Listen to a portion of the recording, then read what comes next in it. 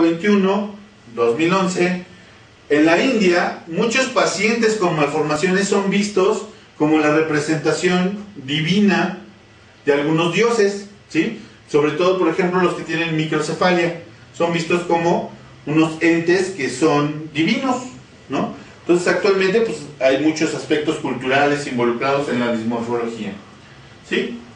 Bien, entonces, vamos a ver qué define la dismorfología. Dice, en el paciente recién nacido con alguna malformación, esta malformación puede ser única, un solo defecto, ¿sí? O puede tener muchas malformaciones, ¿sí? Para nosotros es muy importante establecer un diagnóstico sindromático. ¿Qué síndrome pudiera ser? ¿Sí? Esto, para poder determinar un adecuado tratamiento, para poder establecer un pronóstico y sobre todo para poder decirle a la familia qué probabilidades hay de que se vuelva a repetir uno de estos problemas, ¿sí? Recordemos que aquí la familia pues va a jugar un papel muy importante, porque van a querer saber, bueno, si yo tengo otro hijo, ¿qué probabilidades es de que salga igual? ¿Sí? Entonces, pues nosotros, al conocer cómo abordar a un paciente con estos defectos, pues vamos a poder facilitar toda esta información, ¿sí? Y entonces ustedes como médicos generales, ¿qué vamos a hacer? Dice, ¿cómo abordar a un paciente con un problema de malformación, con una dismorfología? Primero, obtener la mayor cantidad de información. Les decía que nosotros vamos a utilizar esos 6 servidores, que es cómo, cuándo, quién, dónde y por qué, ¿no? Vamos a preguntarle, ¿usted llevó control prenatal? ¿Sí? ¿La pareja con la que usted está casada no es pariente suyo? ¿Sí? Vamos a obtener una gran cantidad de informaciones, ¿sí? ¿Cuántos hijos tiene? ¿A qué edad empezó a tener hijos? ¿A qué edad tuvo al hijo que tiene el defecto? ¿De acuerdo? De ahí, en nuestra historia clínica, que ya obtuvimos esa información, vamos a interpretar la alteración.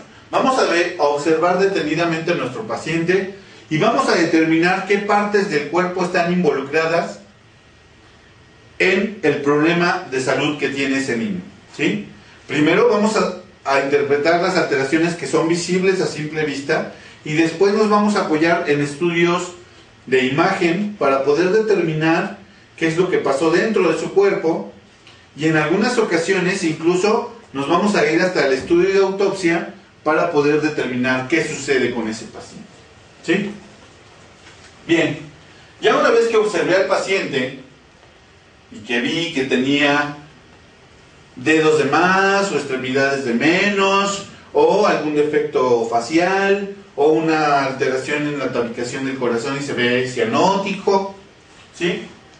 Bien, vamos a tratar de resolver cuál fue el problema inicial, en dónde empezaron sus problemas de ese paciente, ¿sí?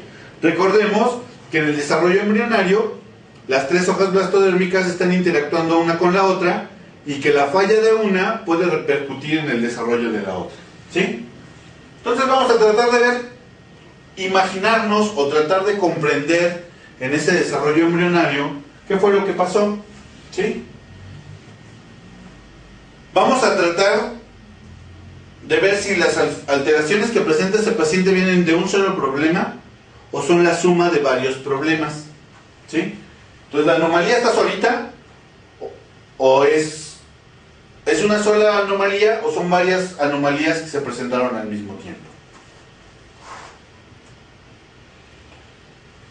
Bien, vamos a tratar entonces de comprender si el defecto ocurrió en las primeras semanas del desarrollo, de la semana 3 a la semana 8, que es donde los órganos se están formando, ¿sí? El periodo embrionario, o si el embrión se desarrolló bien, pero cuando ya era un feto tuvo problemas estando dentro del útero y tuvo esos cambios en la organización que debía de tener normalmente y se presentaron. Entonces vamos a ver si la anomalía es en la morfogénesis precoz en el periodo embrionario, o bien se formó bien el embrión, pero hubo problemas más adelante en el desarrollo que evitaron que ese bebé fuera un bebé normal, ¿sí?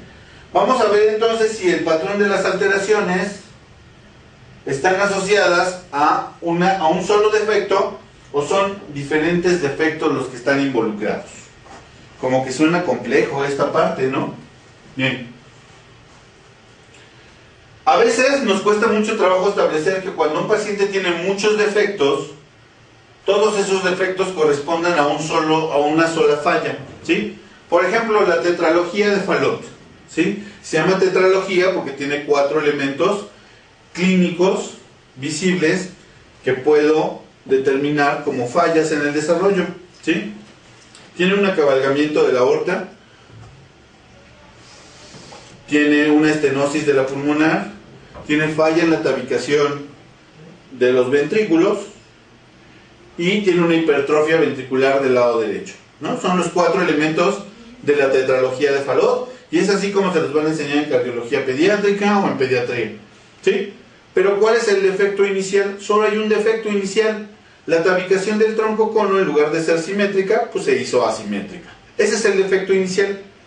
Y repercute en estos 4 elementos que se pueden observar en la tetralogía de Fallot, ¿sí? Entonces, a veces sí nos resulta difícil determinar que una sola cosa provocó tantos cambios en un paciente, ¿sí? Bien. Tratar de establecer un diagnóstico lo más cercano a la naturaleza del problema, ¿sí?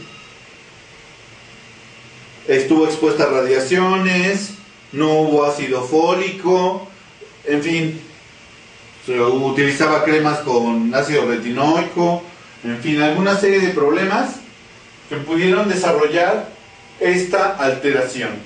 A veces desconocemos qué es lo que está causando esas malformaciones y hay que decirlo así. La verdad